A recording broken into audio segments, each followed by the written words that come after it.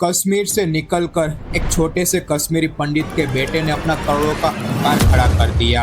आप जब रात को YouTube खोलकर इंडिया स्कोर लेटेन देखते हैं तो हमें एक लड़का दिखता है जो टेबल के पीछे बैठकर बस जोक मार रहा है। हम उसके जोक्स पर हंसते हैं, दोस्तों को क्लिप शेयर करते हैं और वीडियो बंद कर देते हैं। हमारे लिए वो बस एक जबरदस्त कॉमेडी शो है, लेकिन उस हंसी के पीछे एक पूरी बिजनेस मशीनरी चल रही है। अगर आप ध्यान से देखें, जो कंटेस्टेंट उस शो पर आकर आकर वायरल होते हैं और जो कॉमेडियन उस शो को जज कर रहे हैं, उन सबके इंस्टाग्राम बायो में एक अजीब पैटर्न छुपा है, एक सिंगल मैनेजमेंट लिंक। समर ने आप सिर्फ जोक्स क्रैक नहीं कर रहा, वो एक हिडन वर्टिकल मोनोपोली बिल्ड कर रहा है। ये उसकी टैलेंट फैक्ट्री है जहाँ वो फ्री में टैलेंट ढूंढता है, आपकी व्यूअरशिप से उनको वायरल करवाता है और उस वायरल फेम को एक मैसिव बिजनेस में कन्वर्ट कर रहा है। आज की केस स्टडी में कोई समय की बायोग्राफी नहीं होगी। आज हम उस मशीनरी को डिकोड करेंगे जिसने ट्रेडिशनल टीवी के बिजनेस मॉडल को प्रैक्टिकली खत्म कर दिया है और नेटफ्लिक्स जैसी मल्टी बिलियन डॉलर कंपनी को अपनी शर्तों पर टेबल पर बैठने के लिए मजबूर कर दिया।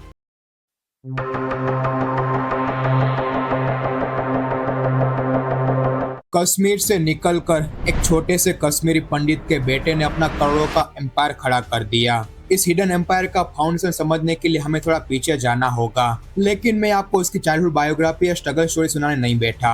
हम इसको प्योरली एक बिजनेस ट्रांसफॉर्मेशन के लेंस से देखेंगे। 2017 में पुणे के ओपन माइक से शुरू करके 2019 में अमेज़न प्राइम के कॉमिस्तान का कॉमिनर बनने तक समय एक टिपिकल स्टैंड अप कॉमेडियन था। उस वक्त उसका बिजनेस मॉडल वही पुराना था, स्टेज पर आओ, जोक सुनाओ, टिकट का पैसा लो और घर जाओ। ये एक सिंपल वन वे ट्रांजैक्शन था, लेकिन असली गेम फ्लिप होता है 2020 के कोविड लॉकडाउन में, जब लाइव कॉमेडी इंडस्ट्री प्रैक्टिकली खत्म हो चुकी थी। बाकी कॉमेडियन सिचुएशन ठीक होने का वेट कर रहे थे, पर समय ने वहाँ एक अग्रेसिव पिवट किया। उसने मार्च 2020 में यूट्यूब पर आकर चेस स्ट्रीमिंग शुरू कर दी और यही वो एक डिसीजन था जहां पर वो एक कॉमेडियन से एक कम्युनिटी में ट्रांसफॉर्म हो गया। स्टैंड अप कॉमेडी में ऑडियंस आती है और हंसकर चली जाती है, लेकिन लाइव स्ट्रीमिंग का साइकोलॉजी अलग होता है। यहाँ लोग आपके साथ लगातार 3-4 घंटे बैठते हैं, इंटरेक्ट करते हैं। आप सिर्फ एक व्यूअर बेस नहीं, एक लॉयल कल्ट बिल्ड करते हो। इस कल्ट का सबसे बड़ा प्रूफ उसका अपना रेडिट पेज है, जहाँ लाखों लोग उसके लिए फ्री में लगातार कंटेंट और मीम्स प्रोड्यूस कर रहे हैं बिना किसी एड स्पेंड के। उसने अपने ऑडियंस को अपना पर्सनल मार्केटिंग आर्मी बना दिया है। और ये कम्युनिटी कितनी हार्डकोर है, इसका अल्टीमेट टेस्ट हुआ फरवरी 2025 में। एक मैसिव कंट्रोवर्सी, रणबीर अलाहाबादिया के भद्दे से जोक्स के चलते I have another question.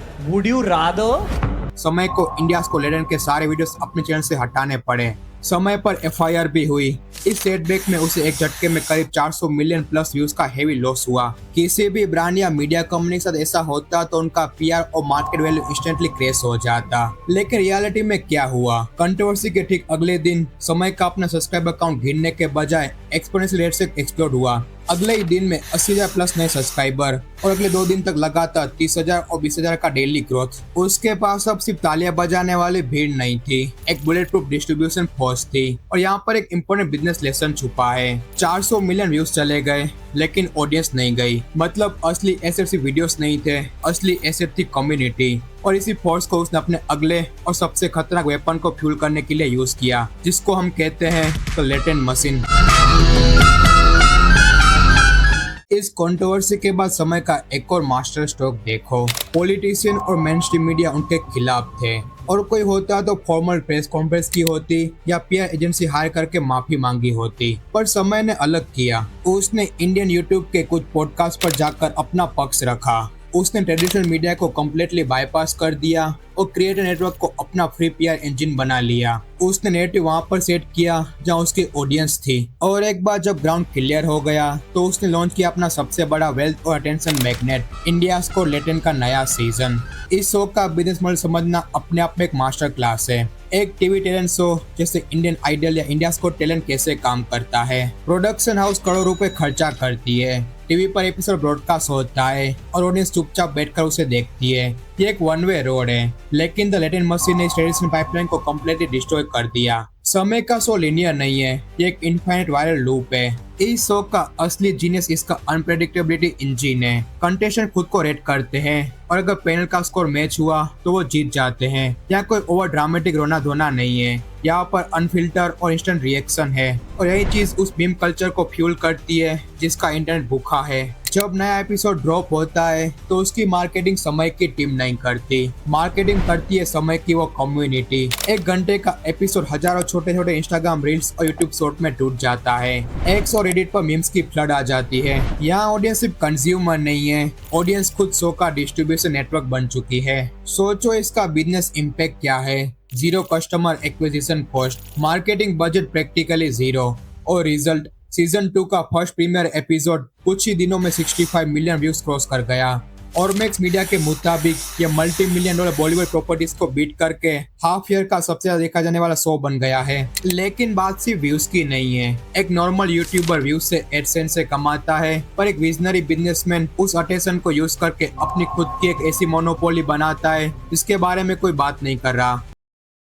एक आम यूट्यूबर की लिमिट होती है वीडियो बनाना और स्पॉन्सर इंटीग्रेशन से पैसे कमाना। समयना के पास स्पॉन्सर की कोई कमी नहीं है, लेकिन समय सिर्फ कंटेंट क्रिएट नहीं कर रहा, वो नए परफॉर्मेंस के आसपास एक पूरा बिजनेस इंफ्रास्ट्रक्चर खड़ा कर रहा है। और यह फाइनली एंट्री होती है उस सबसे बड़े ऑब्जर्वेशन की जो मैंने इस वीडियो के स्टार्टिंग में मेंशन किया था। जब लेटेंट के मन से कोई टैलेंट वायरल होता है तो उसकी market value instantly shoot up कर जाती है। अगर आप IGL सीजन 2 के ब्रेकआउट कंटेस्टेंट कपिल दिनकर का इंस्टाग्राम बायो देखें तो वहाँ बिजनेस इंक्वायरी के लिए एक स्पेसिफिक मैनेजमेंट ईमेल लिखा हुआ है, natasha@af.live। आपको लगेगा कि ठीक है, वायरल होने के बाद किसी एजेंसी ने इन्हें साइन कर लिया होगा, पर थोड़ा और डीप चलते हैं तो कपिल शर्मा शो के कॉमेडियन और IGL में पैनलिस्ट आने वाले चंदन प्रभाकर का बायो चेक करो, वहाँ भी आपको स्ट्रिक्टली से मैनेजमेंट हैंडल दिखेगा, natasha@af.live। ये कोई 1-2 आर्टिस्ट नहीं है। IGL में आने वाले बहुत सारे लोगों के इंस्टाग्राम बायो में आपको दिख जाएगा। कई रिपोर्टर्स और क्रिएटर का ये स्ट्रांगली मानना है कि ये af.live डायरेक्टली या इनडायरेक्टली समय के इकोसिस्टम का ही हिस्सा है।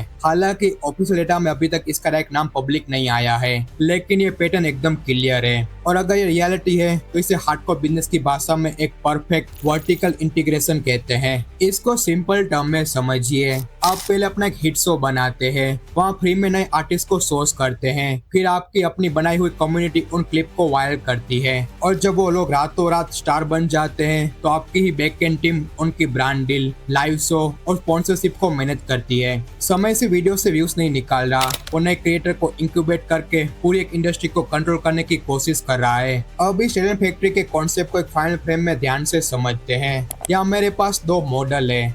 ये एक पुराना मॉडल है, एक नॉर्मल यूट्यूबर वीडियो बनाता है, उसकी ऑडियंस उसे देखती है और वहां से एडसेंस या स्पॉन्सर का रेवेन्यू मिलता है, स्टोरियां खत्म हो जाती है। ये मॉडल प्रॉफिटेबल तो है, पर इसमें जब आप वीडियो बनाना बंद कर देते हो तो आपकी अर्निंग भी ऑलमोस्ट खत्म हो जाती है। लेकिन अब इस नए मॉडल को देखो, समय एक शो बनाता है, इंडियाज गॉट टैलेंट। वो शो नए कॉन्टेस्टेंट को मंच देता है, वो अपनी परफॉर्मेंस या बकचोदी करते हैं। इनमें से कुछ की परफॉर्मेंस या बकचोदी वायरल होती है और उनके लिए कम्प्लीटली नई ऑडियंस और क्रिएटर आइडेंटिटी का डोर खुल जाता है। इन नए क्रिएटर्स की हजारों क्लिप पूरे इंटरनेट पर घूमती है, जो उस शो के लिए कम्प्लीटली नई ऑडियंस खींच कर लाती है, और ये नई ऑडियंस अगले एपिसोड के लिए और नए क्रिएटर्स को जन्म देती है। ये एक लूप की तरह है। ये सिर्फ एक यूट्यूब शो नहीं है, ये टैलेंट फाइंडिंग मशीन है। समय एक इकोसिस्टम में कंटेंट क्रिएटर, कास्टिंग डायरेक्टर और टैलेंट मैनेजर तीनों रोल प्ले कर रहा है। समय ने उस अटेंशन इकोनॉमी को मास्टर कर लिया है जब बाकी सब सिर्फ व्यूज के पीछे भाग रहे हैं। और जब आपके पास इतना बड़ा ऑल डिस्ट्रीब्यूशन नेटवर्क होता है तो मार्केट के सबसे बड़े प्लेयर को भी आपके सामने झुकना पड़ता है, और इस मार्केट का सबसे बड़ा प्लेयर है नेटफ्लिक्स। जून 2026 में जब India's got talent season 2 announce हुआ तो एक ऐसी डील सामने आई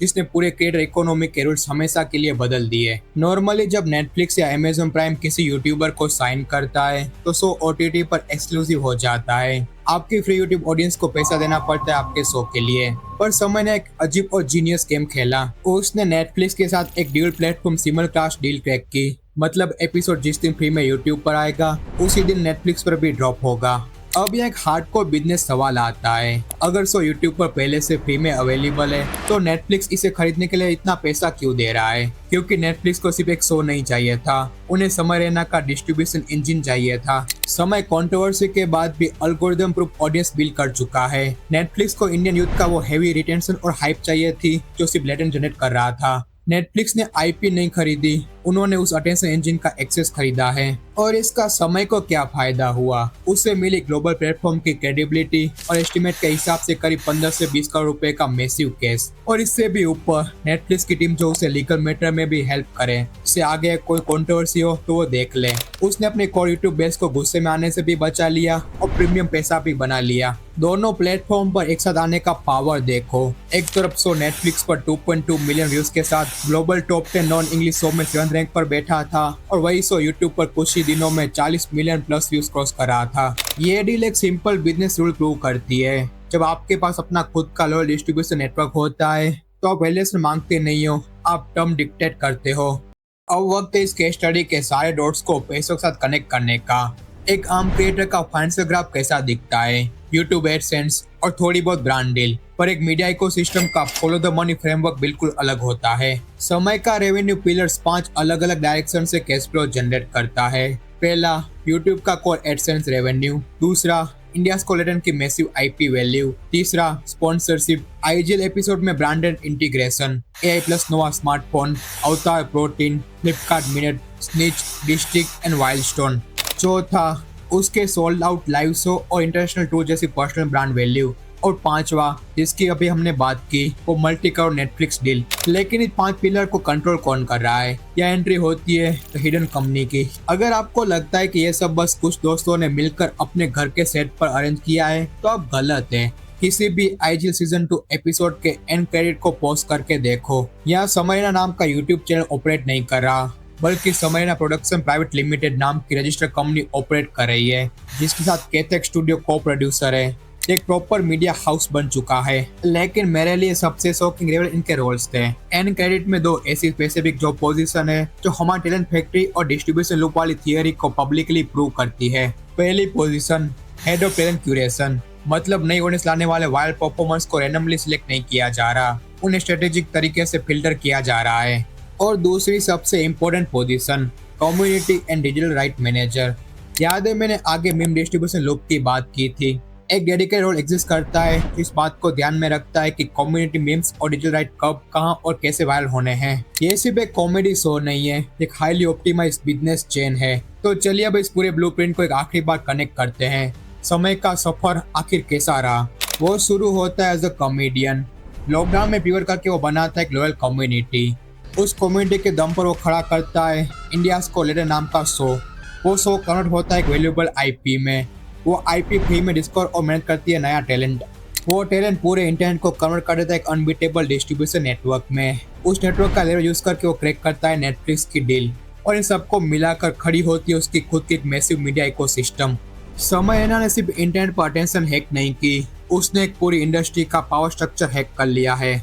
अब एक आखिरी सवाल मैं आप सबके लिए छोड़कर जा रहा हूँ। जिस स्पीड से समय से इंडिपेंडेंट क्रिएट अपने खुद के इकोसिस्टम और डिस्ट्रीब्यूशन नेटवर्क बिल्ड कर रहे हैं, क्या आपको लगता है कि आने वाले 5 सालों में ये लोग टीवी चैनल्स और बड़े प्रोडक्शन हाउस को कम्प्लीटली रिप्लेस कर देंगे? आपकी ओपिनियन और इस केस स्टडी का सबसे बेस्ट पार्ट मुझे कमेंट सेक्शन में जरूर बताना। एंड आप नेक्स्ट वीडियो किस टॉपिक पर चाहते हो यह भी जरूर बताना, मैं हर कमेंट पढ़ूंगा। मैं हूँ पीजे एंड बिजनेस और दुनिया की इन हिडन रियलिटीज को समझने के लिए इजी पिन कोड को सब्सक्राइब जरूर करना। कैसे एक मिडिल क्लास लड़का गूगल को खत्म कर रहा है, यहाँ पर क्लिक करके देख सकते हो। मैं आपसे मिलूंगा अगली वीडियो में। Keep decoding the game.